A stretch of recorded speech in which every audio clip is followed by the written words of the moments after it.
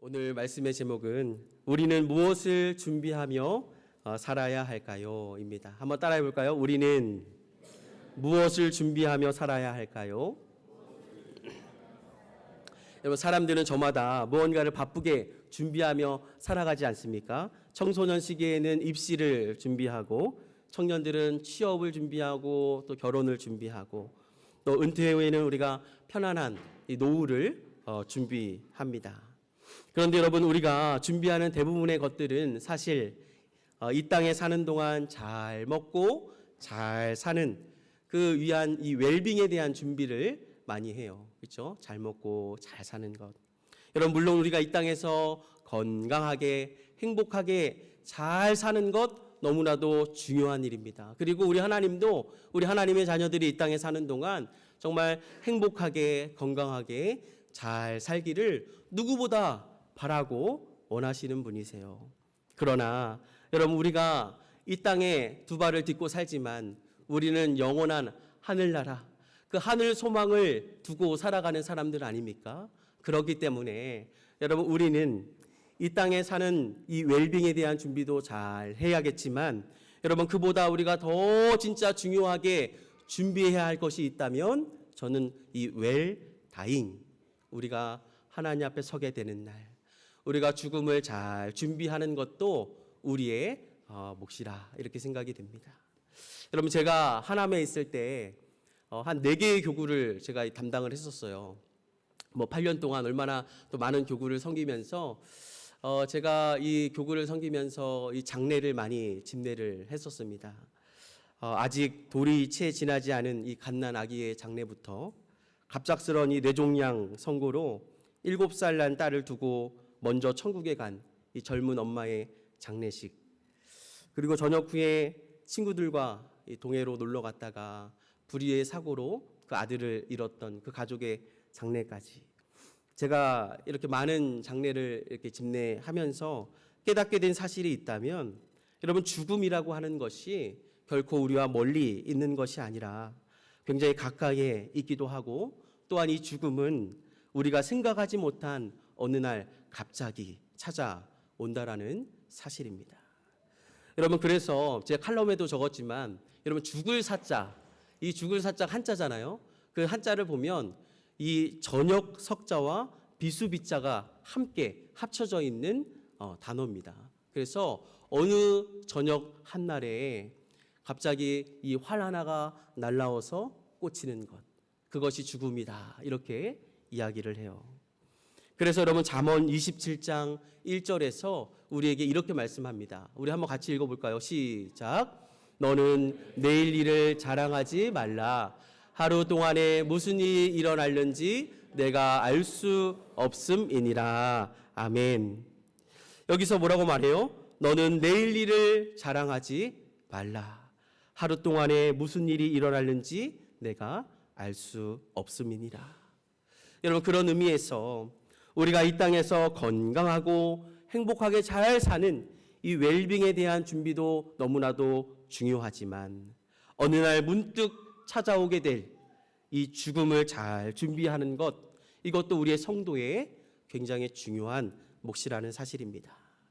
여러분, 그렇다고 한다면 우리는 우리 인생에 무엇을 준비하며 살아야 할까요? 여러분, 첫 번째입니다. 여러분, 첫 번째는 뭐냐면 바로 영생을 준비해야 합니다. 여러분, 뭘 준비해야 된다고요? 영생을 반드시 준비하셔야 돼요. 마태복음 16장 26절 말씀에 이렇게 말씀하고 있습니다. 우리 한번 다 같이 읽어볼까요? 시작. 사람이 만일 온 천하를 얻고도 제 목숨을 잃으면 유익하리요. 사람이 무엇을 주고 제 목숨과 바꾸겠느냐. 아멘. 우리 주님이 이렇게 말씀하시는 거예요. 사람이 만일 온 천하를 얻고도 제 목숨을 잃는다면 무엇이 유익하겠느냐. 여러분, 맞는 말 아닙니까? 아무리 우리가 세상의 부와 명예와 성공을 다 가진다 할지라도 여러분, 목숨을 잃는다면 이 모든 것이 무슨 의미가 있겠습니까? 여러분, 우리가 사실 지금 누리고 있는 그 모든 것들은요, 내가 살아있기 때문에 의미가 있는 것 아니겠습니까? 그렇기 때문에 여러분 아무리 소중한 것이라도 내 생명과는 그 어떤 것도 바꿀 수 없는 것입니다. 여러분 시편 이 90장 10절 말씀에 이렇게 되어 있어요. 그런데 문제는 여러분 우리의 생명이 그렇게 길지도 않고 또 유한하다는 사실이에요. 우리 한번 같이 읽어볼까요? 시작. 우리의 연수가 70이요 강건하면 80이라도 그 연수의 자랑은 수고와 슬픈 분이요 신속히 가니 우리가 날아가나이다. 아멘. 우리의 연수가 70이요 강건하면 80이라도. 여러분 지금까지 지나온 세월을 한번 돌아보시면 여러분 세월이 신속히 간 것처럼 느껴지십니까? 아니면 천천히 간 것처럼 느껴지세요? 어르신들이 저한테 이런 얘기를 많이 해요. 세월이 흘러가는 이 시간이 마치 내 나이만큼 속도가 지나간다 그래요. 그러니까 40대면은 몇 킬로로 가는 거예요? 40킬로. 60대면은 60킬로로. 우리 여기도 70대, 80대 분들 아마 시간이 야, 왜 이렇게 빨리 가냐 그러실 거예요. 저도 지금 이제 제가 41입니다. 그렇게 안 보이죠? 41예요. 제가 41인데 여러분 제가 이제 30대에서 이제 40대에 접어들었잖아요. 정말 그 말이 이제 막 동감이 돼요. 얼마나 막 이렇게 시간이 빨리 흘러가든지. 여러분 제가 뉴질랜드 온 지 벌써 한 달 됐습니다. 벌써 한 달이 됐어요. 놀라시는 분들이 많죠? 저도 많이 놀랍습니다. 시간이 어찌나 이렇게 빨리 또 지나가든지. 여러분 이처럼 세월이 빠르게 지나간다라는 거예요. 뿐만 아니라 여러분 물론 요즘은 의학이 발달해서 100세 시대라고 이야기하잖아요. 여러분 그렇지만 우리의 인생은 길어봐야 이 100년 인생이라는 것입니다. 그런데 여러분 우리의 인생이 죽으면 100년 뒤에 우리가 죽으면 여러분 끝나는 것이냐? 결코 그렇지 않다라고 성경은 말씀하고 있습니다.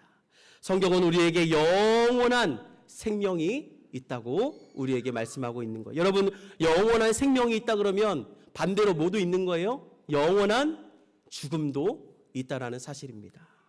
여러분 어떻게 하면 우리가 영원한 영생을 얻을 수 있느냐? 오늘 우리가 읽었던 요한복음 3장 16절에 그 답을 말씀해 주고 있어요. 우리 한번 같이 읽어보겠습니다. 시작. 하나님이 세상을 이처럼 사랑하사 독생자를 주셨으니 이는 그를 믿는 자마다 멸망하지 않고 영생을 얻게 하려 하심이라. 아멘. 너무나도 여러분 중요한 말씀이에요. 여러분 유한한 우리의 인생이지만 여러분 어떤 사람이 영생을 얻는다고 말씀하고 있습니까? 누구든지 그를 믿는 자마다. 하나님의 아들 예수 그리스도를 믿는 자마다 멸망하지 않고 영생을 얻는 줄로 여러분 믿으시기를 예수 이름으로 축복합니다. 여러분 그런데 어떤 사람들은 이렇게 말하는 사람도 있어요. 아니 어떻게 믿는다고 영생을 얻냐?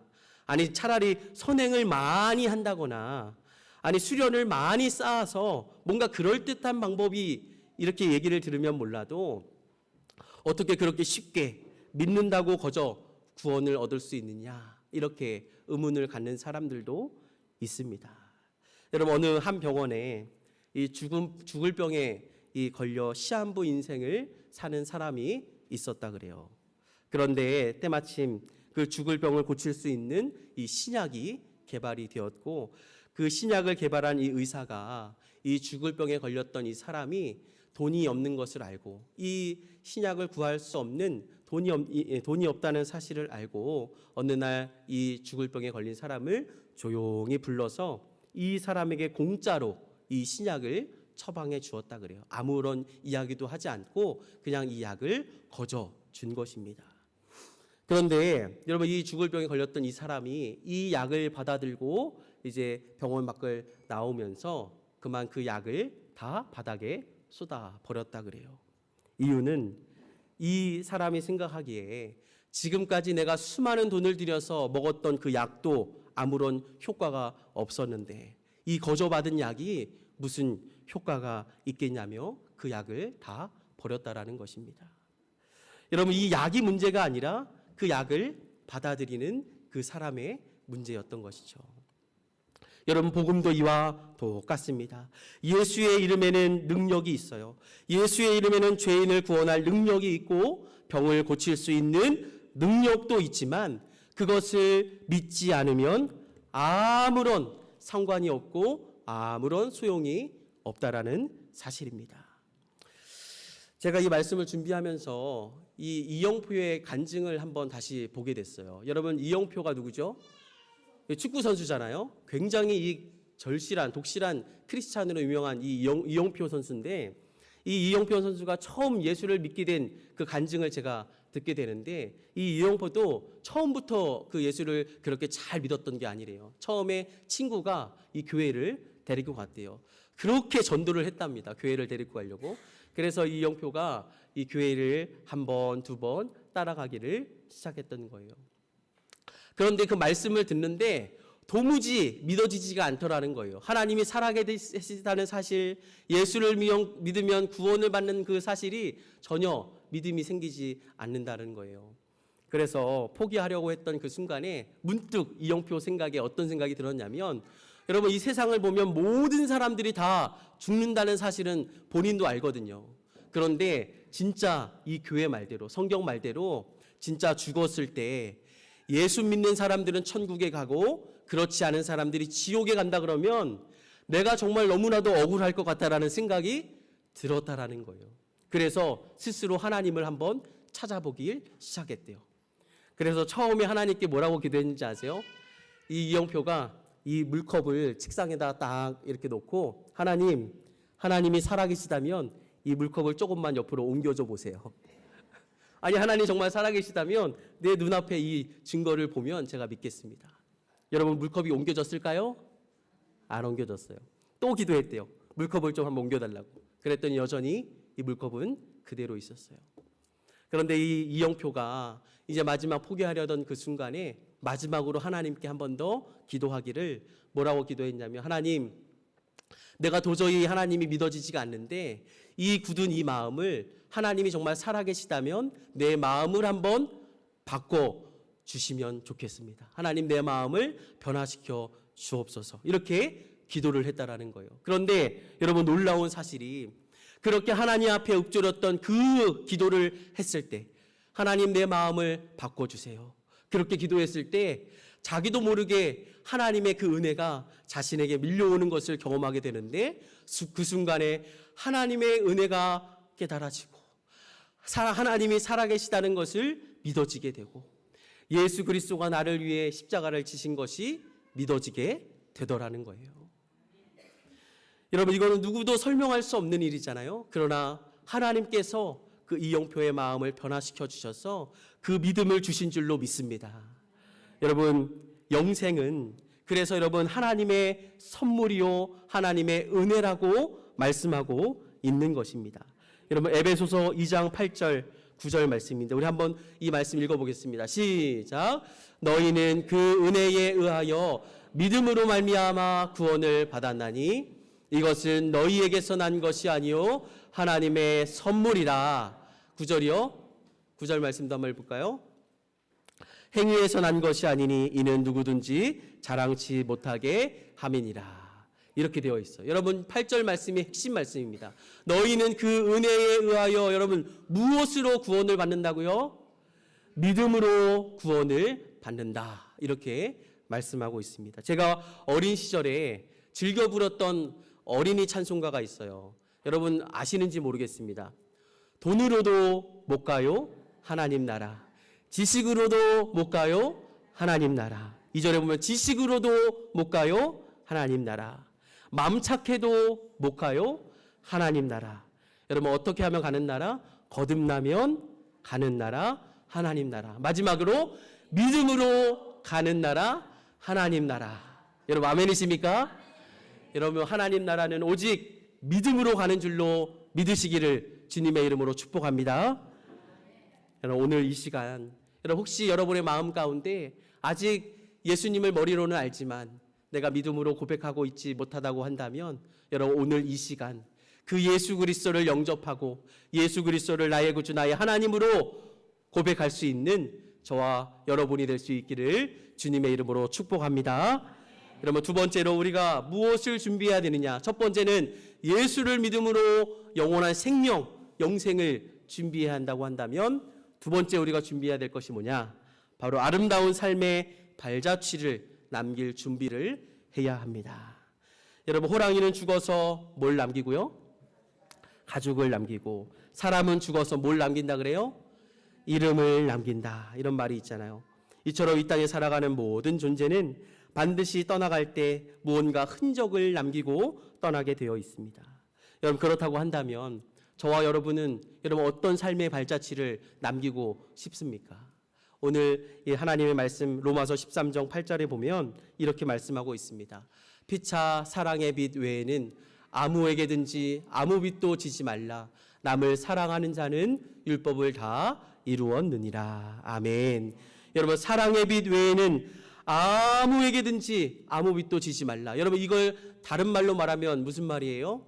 우리에게 만나는 그 모든 사람들에게, 모든 사람들과의 관계에서 화평을 이루고 서로 사랑하며 지내라. 이런 말씀입니다. 여러분, 그런데 얼마나 많은 사람들이 여러분 내 주변에 있는 사람의 마음을 아프게 하고 상처를 주고, 여러분 얼마나 참 남을 험담하기도 하고 얼마나 좀 관계를 깨트리며 살아갑니까? 여러분, 서로 아끼고 사랑하며 살아갈 시간도 모자랄 이 시간에 우리가 그렇게 관계를 깨트린다면 그거야말로 너무나도 어리석은 사람이다라고 성경이 말씀하고 있는 것입니다. 여러분, 그렇다면 여러분, 우리가 주변 사람들과 좋은 관계를 맺으려면 어떻게 해야 할까? 여러분, 늘 마지막 때가 있다는 것을 인식하며 살아가면 우리가 모든 사람들과 좋은 관계를 맺을 수가 있어요. 여러분, 메멘토 모리라는 말을 한번 들어보셨죠? 메멘토 모리. 이 라틴어 말인데 이 의미는 뭐냐면 내가 죽을 것을 늘 기억하라. 항상 죽음을 염두에 두며 살아가야 한다. 이런 의미가 담겨 있습니다. 여러분, 이 말은요, 죽음을 앞당겨서 미리 걱정하고 두려워하라는 의미가 아니라 오늘이 내 생의 마지막 날이 될 것처럼 후회 없이 사랑하라. 이런 의미가 담겨 있는 겁니다. 오늘이 내 생의 마지막 날인 것처럼 다른 사람들을 사랑한다면 여러분, 우리가 후회 없는 인생을 살아가게 되지 않겠습니까? 저는 우리 교회가 그런 공동체가 되기를 주님의 이름으로 축복합니다. 여러분, 옆 사람을 한번 바라보세요. 얼마나 아름답고 사랑스럽고, 서로 한번 표현해 보세요. 주님의 이름으로 사랑하고 축복합니다. 한번 인사해 보세요. 네, 저는 우리 웰링턴 한인 하남교회가 정말 누가 보더라도 사랑이 넘치는 교회가 되면 좋겠어요. 우리가 서로의 그 약점을 보듬어주고, 여러분 서로의 그 약점을 막 이렇게 험담하는 것이 아니라 그 약점을 서로 보듬어주고 그 약점을 품어주고 기도해주고 서로의 그 연약함을 함께 감싸 안고 기도할 수 있는 그런 사랑이 넘치는 우리 교회가 될 수 있기를 예수 이름으로 축복합니다. 여러분, 두 번째 비결이 있어요. 바로 빚진 자의 마음으로 살아가면 우리가 아름다운 삶의 발자취를 남길 수 있습니다. 빚진 자의 마음. 여러분, 다윗이 하나님께 이렇게 고백해요. 여호와께서 내게 주신 모든 은혜를 내가 무엇으로 보답할 수 있을까? 여러분, 너무 좋은 마음 아닙니까? 이 내게 있는 모든 것이 다 내가 잘나서 내가 얻은 것이 아니라 내게 주신 그 모든 것이 다 하나님의 은혜입니다. 그렇기 때문에 내가 무엇으로 하나님께 보답하며 살 수 있을까? 늘 이런 마음을 가지고 다윗은 살아갔다라는 것입니다. 여러분, 생각해 보세요. 우리에게 주신 이 건강도, 시간도, 재물도, 재물 얻을 능력도, 여러분 이 아름다운 이 교회도, 또 우리에게 영원한 생명을 주신 것까지, 여러분 모든 것이 다 하나님께서 우리에게 주신 것 아니겠습니까? 그러므로 내가 좀 더 가졌다고 자랑할 것도 아니고 어깨에 힘을 줄 필요도 없습니다. 그저 주님이 내게 주신 그 모든 것들, 하나님께서 내게 주신 것이라 여기며 우리 주변에 있는 사람들과 나누고 베풀며 섬기며, 그렇게 우리 주님 다시 오시는 그날까지 우리 서로를 사랑하며 살아가는 그런 은혜가 있기를 주님의 이름으로 축복합니다. 여러분, 또 한 가지, 우리가 아름다운 이 삶의 발자취를 남기려면 또 한 가지 중요한 게 있어요. 바로 우리의 자녀들에게 아름다운 신앙의 유산을 물려주는 것입니다. 여러분, 우리 부모 세대가 우리 자녀에게 가장 좋은 것을 물려줄 수 있는 것은 여러분 집이나 부동산이 아니에요. 집이나 이런 어떤 재산이 아닙니다. 우리가 우리 다음 세대들에게, 우리 자녀들에게 물려줄 수 있는 최고의 유산이요, 최고의 선물은 바로 이 신앙의 유산을 물려주는 것입니다. 여러분, 이 세상은 다 변하고 흔들리잖아요. 그러나 흔들리는 이 세상 속에서 흔들리지 않는 이 믿음의 유산을 우리가 물려준다면, 여러분, 우리 자녀들이 이 흔들리는 세상 속에서도 그 믿음으로, 여러분, 우리 자녀들이 어딜 가든지 무엇을 하든지 하나님의 영광을 드러내며 살아가게 될 줄로 믿습니다. 바라기는 여러분의 자녀들과 손주들에게 가장 좋은 삶의 발자취, 신앙의 유산을 물려줄 수 있게 되기를 주님의 이름으로 축복합니다. 그럼 우리가 마지막으로 우리가 무엇을 준비해야 되느냐? 이제 우리가 주님 앞에 서게 될 준비를 해야 합니다. 여러분, 첫 번째는 무엇을 준비한다 그랬죠? 영생을 준비해야 되고, 두 번째는 아름다운 삶의 발자취를 남길 준비를 해야 되고, 마지막으로 우리가 주님 앞에 서게 될 날을 준비해야 합니다. 여러분, 성경을 보면 이 달란트 비유가 나오잖아요. 이 달란트 비유에 보면 주인이 각자의 종들에게 5달란트, 또 2달란트, 1달란트의 종들을 각기 이렇게 나눠주고 떠나게 됩니다.